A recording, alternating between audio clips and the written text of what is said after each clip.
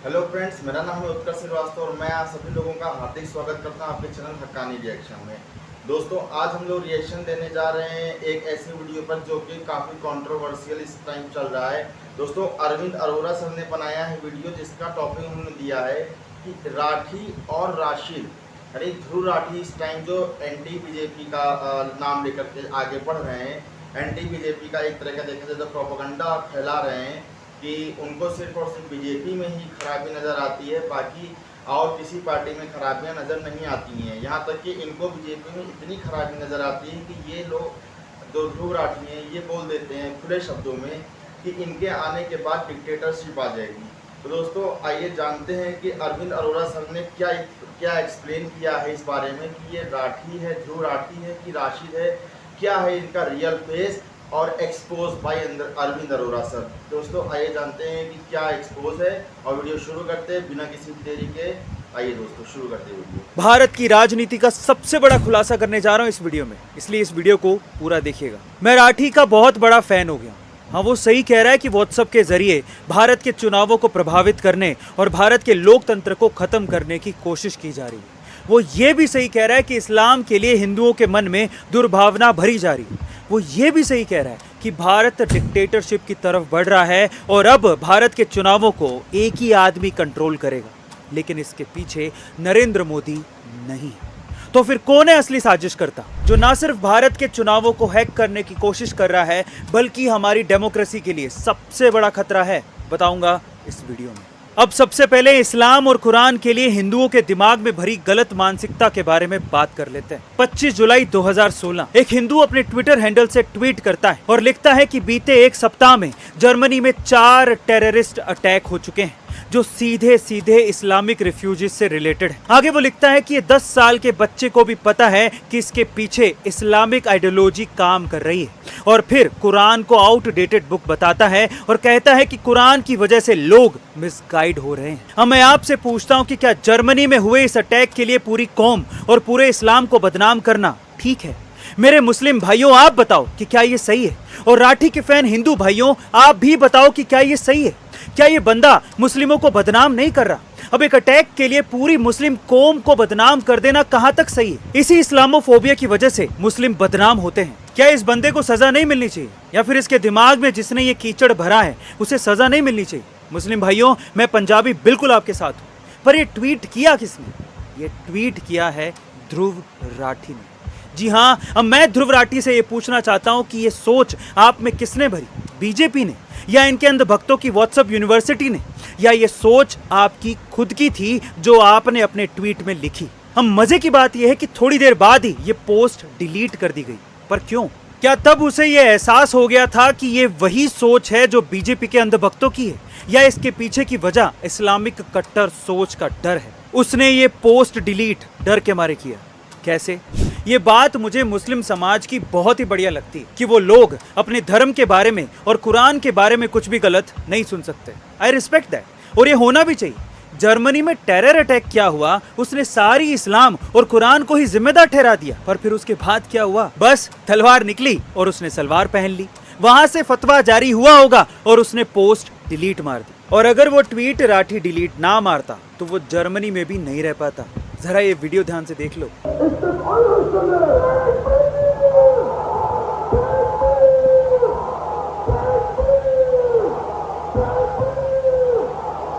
ये जर्मनी का है। अब जर्मनी में रहना है तो इनसे पंगा थोड़ी लेगा। भाई साहब, ये जर्मनी में रह के वहां आवाज उठा नहीं पा रहा और भारत में डेमोक्रेसी बचाने निकला है जहां ऐसा कुछ हो ही नहीं रहा।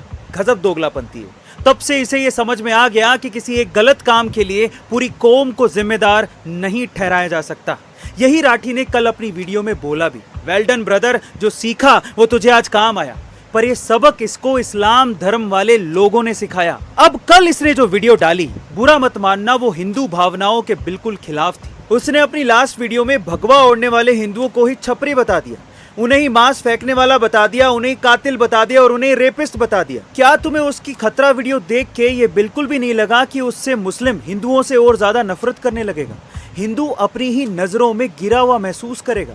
सोचो, सिर्फ ये दिखाने के लिए कि मुस्लिम कितना मासूम है और हिंदू कितना गिरा हुआ, उसने रात भर गूगल पे ऐसी ऐसी चीजें सर्च की जिससे हिंदू मांस फेंकने वाला, नाम बदल के मुसलमानों को बदनाम करने वाला और कातिल दिखे। अब इसमें गलती राठी से ज्यादा उन हिंदुओं की है जो अपनी ही बेइज्जती पे ताली बजा रहा है और उसकी वाहवाही कर रहा है, कह रहा है कि वाह क्या फैक्ट लाते हो तुम।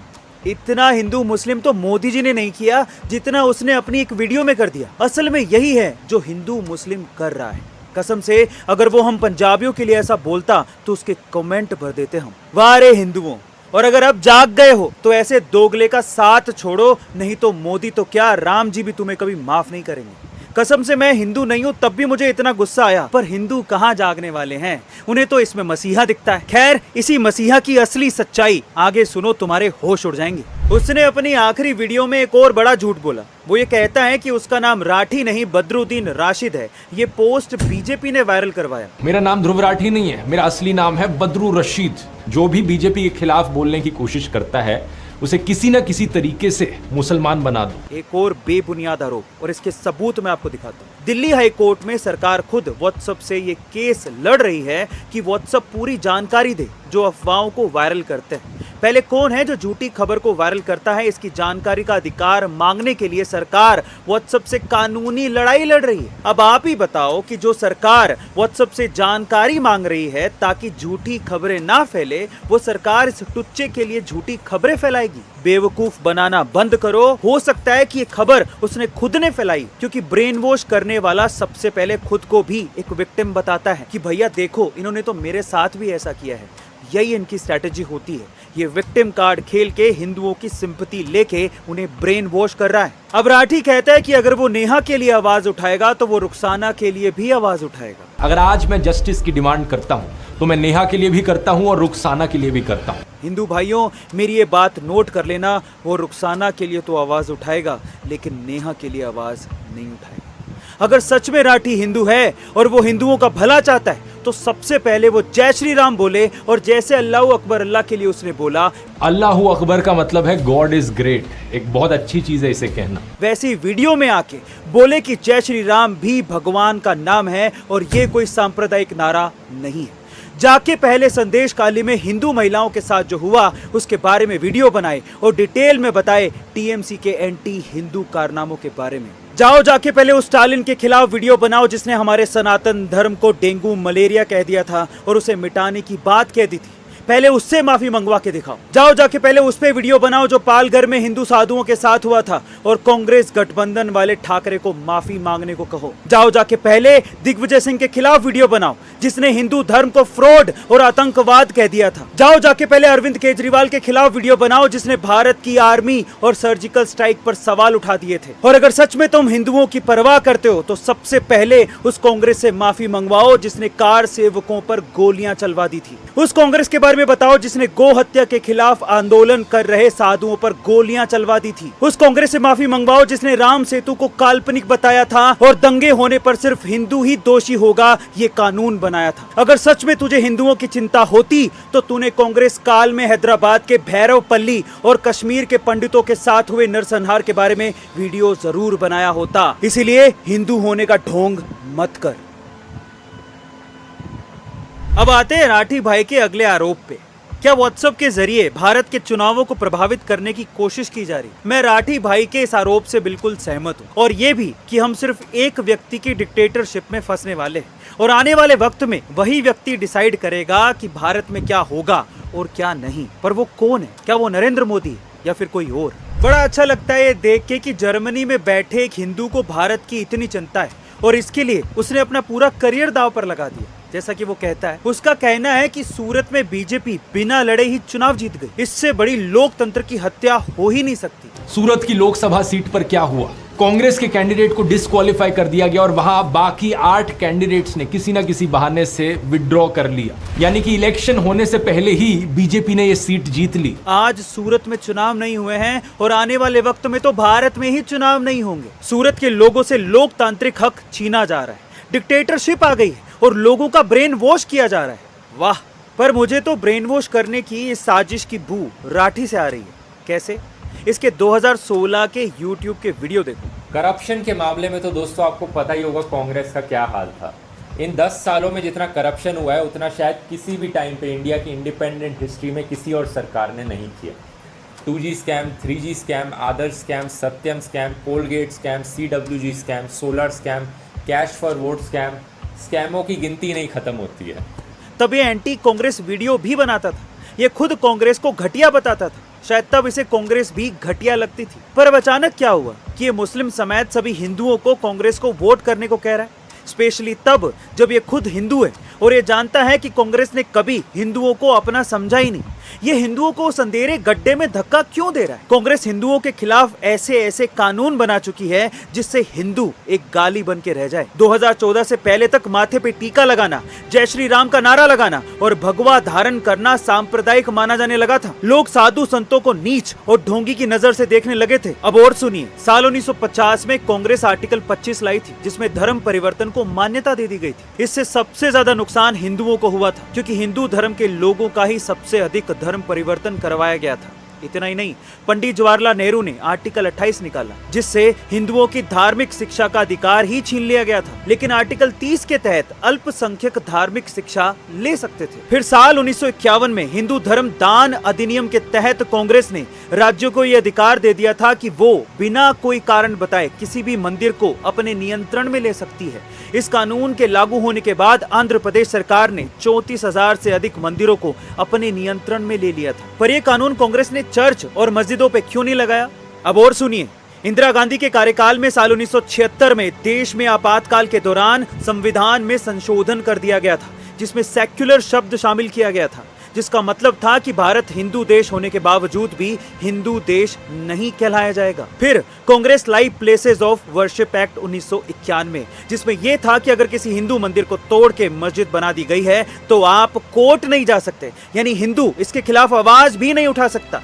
फिर कांग्रेस लाई वक्फ एक्ट 1995 जिसमें यह था कि अगर आपके मंदिर, आपके घर, जमीन, जायदाद पे वक्फ बोर्ड अपना नोटिस भेज के ये कह देता है कि ये जमीन हमारी है तो आप कोर्ट नहीं जा सकते। इसके लिए आपको वक्फ के ही कोर्ट जाना पड़ेगा जहां वकील भी उनके होंगे, जज भी उनके होंगे और वहां पर आपको साबित करना होगा कि जिस जमीन पर वक्फ बोर्ड ने कब्जा किया है वो जमीन आपकी है। और तो और साल 2004 में कांग्रेस ने भगवान श्री राम के अस्तित्व को नकारते हुए इसे काल्पनिक बता दिया था। आखिरकार 2009 में कांग्रेस ने हिंदुओं को आतंकवादी घोषित कर दिया था और फिर आया सबसे खतरनाक कानून। 2013 में कांग्रेस लेके आने वाली थी दंगा नियंत्रण कानून। उसमें यह था कि अगर देश में कहीं भी दंगा होता है तो उसके लिए बहुसंख्यक ही जिम्मेदार होंगे, अल्पसंख्यक नहीं। और बहुसंख्यक इस देश में कौन है वो आप अच्छे तरीके से जानते हो। साथ ही सैफरोन टेररिज्म, हिंदू टेररिज्म जैसे प्रोपेगेंडा कांग्रेस काल में ही फैले थे ताकि हिंदू एक गाली बन के रह जाए।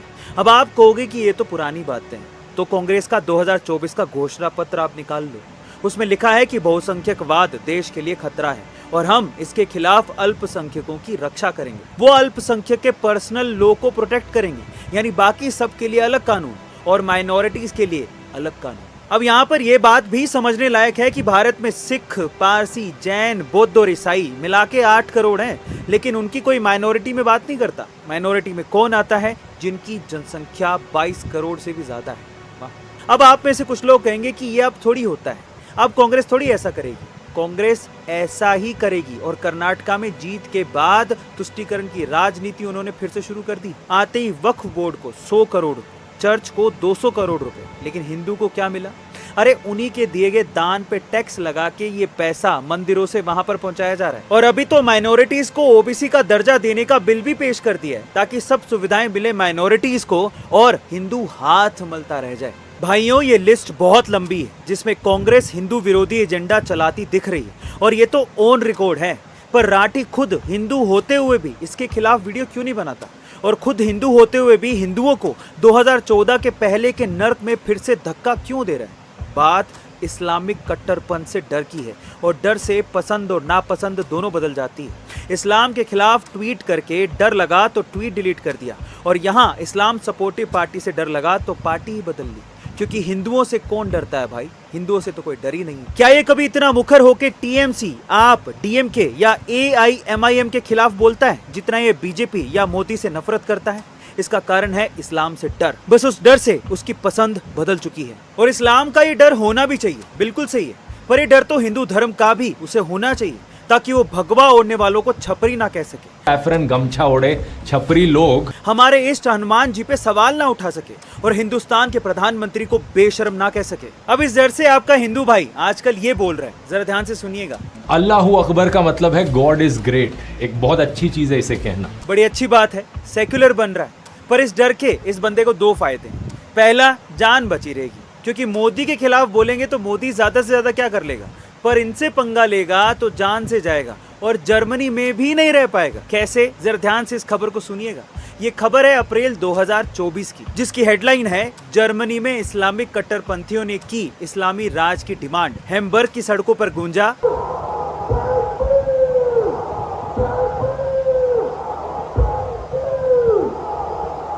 अब आप अच्छे से समझ गए होंगे कि क्यों इसने वो ट्वीट डिलीट किया और क्यों ये सिर्फ हिंदू पार्टी बीजेपी के खिलाफ ही लोगों की ब्रेन वॉशिंग करता है। और इस डर के बाद ब्रेन वॉश से होता है इसको दूसरा फायदा, मोटे पैसे की कमाई। ऐसे ही नहीं, इतने खतरनाक ब्रेन वॉशर का जन्म हुआ है। वो अब आपके दिमाग को पूरी तरह से कंट्रोल करने की कोशिश कर रहा है। अब ऐसा करके वो क्या क्या और कैसे कैसे हासिल करेगा, जरा ध्यान से सुनिएगा। अगर आप भी राठी के व्हाट्सएप ग्रुप में डाले जा रहे वीडियोस को देख के डेली एक ही बात सुन रहे हैं कि मोदी तो खराब है और हमें उसे हटाना है, तो रोबोट की तरह राठी की फीड की गई बातों में आके आप ब्रेन वॉश हो रहे हैं और आप वोट डालने वाले दिन सिर्फ वही करेंगे जो राठी आपको करने को कहेगा। अब ये तो और भी ज्यादा खतरनाक है, क्योंकि आपने अपना दिमाग तो लगाया ही नहीं और ब्रेन वॉश होके आपने अपना वोट दे दिया। वो अपनी सोच आप पे थोप रहा है।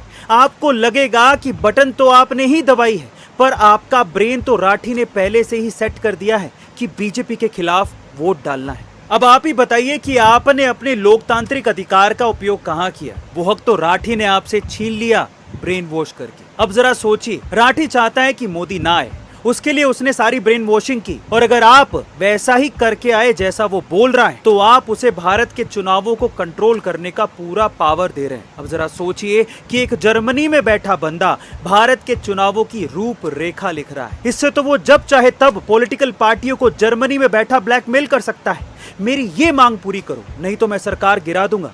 ये कह के आने वाले टाइम पे वो मोटा पैसा ऐंठ सकता है, क्योंकि आप तो राठी के गुलाम हो चुके हो, उसके व्हाट्सएप ग्रुप के हिस्सा हो, और आप वही करोगे जो वो कहेगा, वही मानोगे जो वो दिखाएगा। फिर लोकतंत्र कहाँ बचा? ये सवाल हिंदू और मुस्लिम दोनों भाइयों से है कि अगर आप राठी के कहने पर वोट देने जा रहे हैं, तो क्या आपने अपनी सोच राठी के यहाँ गिरवी नहीं रख दी? आप भी उसके गुलाम होके वोट डाल के लोकतंत्र का गला नहीं घोट रहे हैं। अब राठी तब से ही होता जब वो आपको ये कहता कि चलो आओ, तुम्हारे क्षेत्र में खड़े हर एक उम्मीदवार का अच्छा काम और बुरा काम बताता हूँ, किसने क्या काम किया है। या चलो इतना टाइम उसके पास नहीं है तो कांग्रेस और बीजेपी के कामों का कंपैरिजन करता और फिर ये कहता कि अब आपको अपने विवेक से वोट देना है। पर ये क्या बात हुई? मोदी खराब है, मोदी खराब है, जाओ कांग्रेस को वोट दे के आओ। कांग्रेस कौन सी दूध की धूली है? उसकी तो वो खुद बुराई करते थकता नहीं था। मतलब उसका ये है कि जब उसका जी चाहेगा, उसे जो पसंद आएगा, तुम सब उसे ही वोट दोगे। तो क्या अब वीडियोस बना के वो सरकारें बदल सकता है? और अगर ये पावर आपने उसको दे दी तो सारे नेता काम करना ही छोड़ देंगे, बोलेंगे राठी की चाटो, वही सरकार बनाएगा। क्या इस तरह से देश चलेगा? ये हो क्या रहा है इस देश में? इससे तो देश और ज्यादा गर्त में चला जाएगा। देश में इससे बुरी तानाशाही क्या होगी कि देश बर्बाद हो रहा है और वो तानाशाह मजे से अपनी जर्मन वाइफ के साथ एंजॉय कर रहा है। इससे तो हिंदू और मुस्लिम दोनों का नुकसान होगा। अब वो व्हाट्सएप ग्रुप बनाई क्यों रहा है? अपनी बात रखो और जाओ, पर वो आपको इकट्ठा कर रहा है और फिर वो पॉलिटिकल पार्टियों को डराएगा, पैसा दो नहीं तो सरकार गई। हो तो कुछ भी सकता है। अब इसे मोदी जी अच्छे नहीं लगते तो ये अपनी सोच हम सब पे थोप रहा है और कांग्रेस को वोट करने को कह रहा है, और आप इसकी बातों में आ रहे हो। अब इसकी दूसरी बात पर चलते हैं। इसका ये आरोप है कि मोदी जी अब हिंदू मुस्लिम पे आ गए, तो मैं उसका भी जवाब देता हूँ। देखो, मोदी जी के लिए 140 करोड़ लोग भारतीय हैं जो उनका परिवार है। उन्हें सिर्फ उनसे मतलब है जो भारत में रहते हैं। वहां उन्होंने रोहिंग्याओं की बात की थी, जिन्हें पश्चिम बंगाल में और दिल्ली में टीएमसी और आप सरकारों ने अपनी गद्दी को बचाने के लिए शरण दे रखी है, और ये लोग वोट पाने के लिए इन्हें बसा सकते हैं, तो कल को आपकी संपत्ति को कोई भी कानून लाके उनमें बांट भी सकते हैं। भाई वैसे भी इन्हें आम भारतीय के टैक्स के पैसों से बसाया है। इन्हें कोई टीएमसी या आपने अपनी जेब से थोड़ी पैसा दिया है। अभी भी आपकी जेब काट के पैसे दिए जा रहे हैं। मोदी जी ने इसके बारे में आपको चेताया है। ना कि हिंदू मुस्लिम किया है। आप भी मोदी के काम को देखो, पाकिस्तान की कमर तोड़ दी, अब कोई बम धमाके सुनने को नहीं मिलते, कश्मीर शांत है, वहाँ के मुस्लिम भी उतने ही खुश हैं जितने हिंदू। सबसे बड़ी बात यह है कि आप मोदी की कोई भी ऐसी योजना बता दो जिसका लाभ सिर्फ हिंदू उठा रहा हो। जितना लाभ हिंदू उठा रहा है उतना ही लाभ मुस्लिम को भी मिल रहा है, जबकि कांग्रेस की ऐसी बहुत सी योजनाएं और कानून हैं जहां पर हिंदुओं का कोई फायदा नहीं होता और वो सिर्फ मुसलमानों को फायदा देने के लिए बनाए गए हैं। अब मैं अपने मुस्लिम भाइयों से ये पूछना चाहता हूँ कि क्या हिंदुओं का यह हक नहीं है कि वो इस धरती पर रह सके? सिर्फ एक ही देश है उनके लिए, तुम्हारे लिए तो फिर 57 देश हैं। हिंदुओं की सिर्फ एक सरकार है और तुम्हारे लिए तो यहाँ पर सारी सरकारें एक साथ खड़ी हैं। कहाँ जाएगा हिंदू? अगर कांग्रेस आई तो ऐसी ऐसी नीतियां बनेंगी जिससे ये तय है कि हिंदू नहीं बचेगा। हमें इस बात का डर है। पर एक बात मैं यहाँ पर दावे के साथ कह सकता हूँ, जिसको हिंदू हीरो समझ रहे हैं वो एक नंबर का फट्टू है, जो जर्मनी में रह के, जर्मनी में शादी करके वहाँ की डेमोक्रेसी बचा नहीं पा रहा। वहाँ इस्लामिक स्टेट बनने की मांग चल रही है, वो वहाँ आवाज तो उठा नहीं पा रहा और वो हिंदुस्तान में डेमोक्रेसी बचाने के लिए निकला है। वाह, हिंदुओं को उनकी आवाज उठाने वाले को चुनना पड़ेगा और वो शेर कौन है वो तुम अच्छे से जानते हो। एक ऐसा प्रधानमंत्री जो फक्र से अपने आप को हिंदू कहता है, जो तिलक लगाता है, भगवा शान से पहनता है और जोश से बिना डरे जय श्री राम बोलता है। जय श्री राम। जो घर में घुस के सर्जिकल स्ट्राइक करता है, आतंकवादियों और भारत के दुश्मनों को चुन चुन के मारता है, वो शिव भक्त है। अयोध्या, मथुरा, सभी ज्योतिर्लिंगों और हिंदुओं के 4 धामों को दिखा के सनातन को फिर से जीवित करने वाला, जिसकी वजह से आज हिंदू माथे पे टीका लगा के इंस्टाग्राम पे जय श्री राम लिखता है, वो है नरेंद्र मोदी। अब लास्ट में वो लोग जो ये कहते हैं कि हम राम भक्त तो हैं लेकिन मोदी भक्त नहीं, ये है नए नए निब्बा राम भक्त, जिन्हें मौका परस्त हिंदू भी कह सकते हैं। तो उन्हें मैं बता देता हूँ कि वो लोग जय श्री राम भी मोदी की वजह से लिख पा रहे हैं। कैसे? इंस्टाग्राम के डेटा सर्च के हिसाब से 2014 से पहले अपनी प्रोफाइल पे जय श्री राम, ओम, सनातन लिखने वाले मुश्किल से 1 लाख अकाउंट थे, लेकिन मोदी के प्रधानमंत्री बनने के बाद ये संख्या बढ़ के अब हो गई है 3.5 करोड़ और ये राम मंदिर बनने के बाद और भी ज्यादा हुआ। और राम मंदिर किसने बनवाया ये तो आप जानते ही। अब मर्जी आपकी, जागना है तो जागो, वरना आज तुम जरूर डिक्टेटरशिप, बेरोजगारी और इलेक्टोरल बॉन्ड को लेके मोदी के खिलाफ वोट देने को मुद्दा बना रहे हो। लेकिन ये मैं दावे के साथ कह सकता हूं कि अगर इस बार मोदी नहीं आया और उसने धर्म परिवर्तन, वक्फ बोर्ड जैसे मुद्दों को ठीक नहीं किया तो हिंदू के पास आने वाले वक्त में सिर्फ 2 ही मुद्दे रह जाएंगे।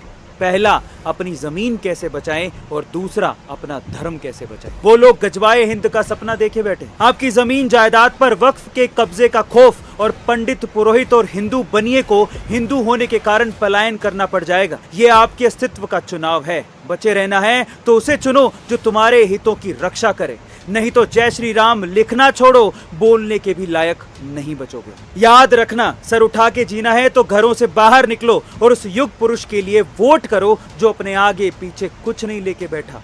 वो देश के लिए जीने आया है और वही तुम्हारी सुरक्षा करेगा, क्योंकि जिंदा रहोगे और हिंदू रहोगे तभी शान से चल पाओगे। अब वो बड़ा खुलासा जिसका इंतजार आप सब लोग कर रहे हैं, लेकिन वो आपको तभी समझ में आएगा जब आप एक छोटी सी वीडियो देखोगे। मौका सौदागर, गंदी नाली का कीड़ा, नीच, बहुत नीच किस्म का आदमी है।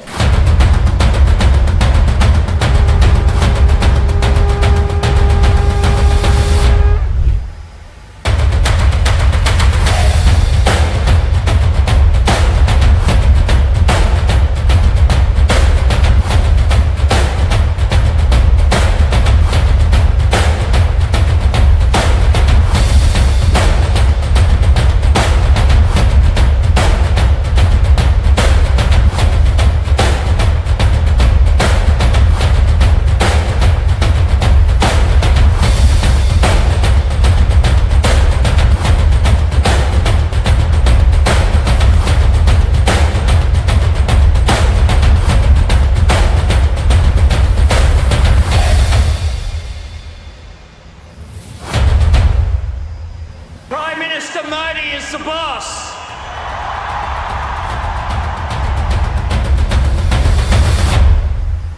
अब वो खुलासा सुनो। मैंने अपनी जिंदगी में सिर्फ 2 ही बार वोट डाला है और वो भी लोकसभा चुनावों में मोदी को जिताने के लिए। और जब राम मंदिर बना था तो मेरे पापा पहली बार फक्र से बोले थे कि मैं जेल गया था। रामलला के लिए मैंने डंडे खाए थे। तो सुनो ध्यान से राठी और कांग्रेस के सपोर्टरों, चाहे तुम कितना भी गाली निकाल लो या फिर कितना भी व्हाट्सएप पे ग्रुप बना के एजेंडा चला लो, जब तक मैं और मेरे पापा जैसे लोग बैठे हैं, आएगा वही जिसने 500 सालों बाद राम मंदिर का सपना साकार किया है। आएगा तो भगवान श्री राम का परम सेवक, हनुमान तुल्य नरेंद्र दामोदर दास मोदी ही। अब तुम लोग बहुत बोलते हो ना कि फैक्ट दिखा के बात किया करो, तो आज मैं आपको लाइव फैक्ट दिखाता हूँ कि क्यों नरेंद्र मोदी ही आएगा। मोदी मोदी मोदी मोदी जी हमारा परिवार है और हम उनके परिवार है, तो जो भी टिप्पणी है ना वो कहीं और साइड में रख दीजिए। मोदी जी आप टेंशन ना लीजिए, आपका सारा परिवार है। राहुल गांधी की जो मोहब्बत की दुकान है इसमें चोरी का सामान है, और मोदी जी की जो मोहब्बत की दुकान है वो एक्चुअल में मोदी की दुकान है, वो एक्चुअल में मोहब्बत की दुकान है। भाई मेरा तो यही मन है, मेरा पहला मत मेरा और मेरे पूरे परिवार का भारतीय जनता पार्टी को जाएगा, मोदी सरकार को जाएगा, मोदी जी के लिए जाएगा। कांग्रेस के जमाना में मेरे बच्चे लोग चिमनी में पढ़ाई करते थे, लाइट नहीं था, नल नहीं था, कुछ भी नहीं था यहाँ पर। हाँ, रोड नहीं था, कुछ नहीं था। हाँ, 70 साल तक राज किया कांग्रेस, क्या बना के दिया? कुछ भी नहीं। इंशाअल्लाह रहमान 400 पार होगा, और जो जम्मू कश्मीर की आवाम ने अब मन बना लिया है, वजीर आजम ही नरेंद्र मोदी जी की सरकार होगी। राहुल गांधी को बना दीजिए, वो मेहनत कर रहे हैं। राधे उसके लिए राधे राधे वो नहीं चाहिए। क्यों नहीं चाहिए? नहीं, उसका क्या करना है? 8 साल उन्होंने गांधी परिवार ने राज किया है देश पे। क्या करा फिर? राम मंदिर का वो पट खुलवा गए और राधे राधे करवा गए, मरवा गए दुनिया को। कुछ नहीं है। योगी मोदी जिंदाबाद। हम तो ये चाहते हैं कि मोदी जी फिर आए, चाहे 400 पार आए, चाहे 300 पार आए, चाहे 1000 पार आए, लेकिन प्रधानमंत्री मोदी जी बने। तो हम लोग का भी फर्ज है मोदी जी को जिताना, और हम सब मिलके उनको जिताएंगे, और जितनी कोशिश हमारी महिलाओं की, हम लोगों की है, उनको कामयाब करेंगे, उनको आगे बढ़ाएंगे। 500 बार नहीं, 1000 बार उनको आगे बढ़ाएंगे। हम उनकी फैमिली है, लोग क्या कहते हैं मुझे नहीं पता। उन्होंने अपनी फैमिली का आगे हमें, और हम सब उनकी फैमिली है। अपनी फैमिली नहीं करती जितना उन्होंने रेस्पेक्ट दी। मैं उनको कहना चाहती हूँ कि वो जैसे काम कर रहे हैं आगे भी बिल्कुल ऐसे ही करे, बहुत अच्छे काम, आगे भी उन्हीं की सरकार है। मोदी साहब घणું ભલું કેજો આ દુનિયા में। हाँ, नाम काढ़ियो। हाँ, नाम काढ़ियो दुनिया में। मोदी मोदी वो है। जनता में दुनिया वास्ते कतो धर्म पोके है। दोस्तों, मैं हिंदू नहीं हूँ, लेकिन फिर भी हिंदुओं के हितों के लिए उन्हें जगाने की कोशिश कर रहा हूँ, और एक करके मैंने हिंदुओं से ही सबसे ज्यादा गालियां खाई। मेरा चैनल गिर गया, जिससे मेरा और मेरी टीम का परिवार चलता है, पर मुझे गर्व है कि मैंने इतना बड़ा रिस्क उठाया, क्योंकि मुझे पता है कि एक दिन जरूर हिंदू अपने आत्मसम्मान के लिए जागेगा, क्योंकि हिंदुओं का जागना और सनातन धर्म का जिंदा रहना हम सब की सुरक्षा के लिए बहुत जरूरी है। मेरी ये कोशिश कामयाब जरूर होगी, और नहीं भी हुई तो मुझे इसका कोई अफसोस नहीं होगा, क्योंकि मैंने अपना 100% दिया है। बाकी जो होगा देखा जाएगा। राम गाइस, वीडियो खत्म हो गई। बहुत इंफॉर्मेटिव वीडियो थी A to Z की, और आप सर चिंता ना करिए, आपके साथ हम लोग हैं।